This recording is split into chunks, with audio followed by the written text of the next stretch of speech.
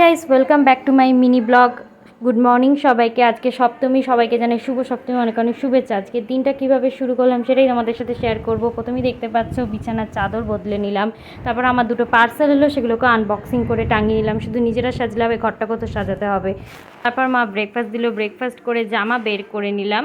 তারপরে দেখতেই পাচ্ছ রেডি সেডি হয়ে তারপর আমি আর আমার বন্ধু বেরিয়ে গেলাম ঘুরতে।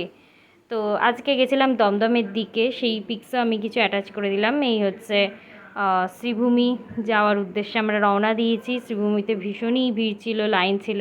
আস্তে আস্তে এগোলাম। তো এই হচ্ছে প্যান্ডেলের বাইরের লুকটা, তোমরা আশা করছি সবাই দেখে ফেলেছো। যাই হোক, আমি ভিতরের লুকটাও কিছুটা তুলে ধরার চেষ্টা করলাম। তো দারুণ লাগছিল। তারপরে এক জায়গায় মায়ের আরতি হচ্ছিলো, সেটা আমরা কিছুক্ষণ দাঁড়িয়ে দেখছিলাম। তো দেখার পর এক জায়গায় ফ্রিতে শরবত দিচ্ছিলো, সেটা আমার বন্ধু নিয়ে এলো আমাকে টেস্ট করানোর জন্য। তো এভাবেই কাটলো সারাদিনটা। Thanks for watching.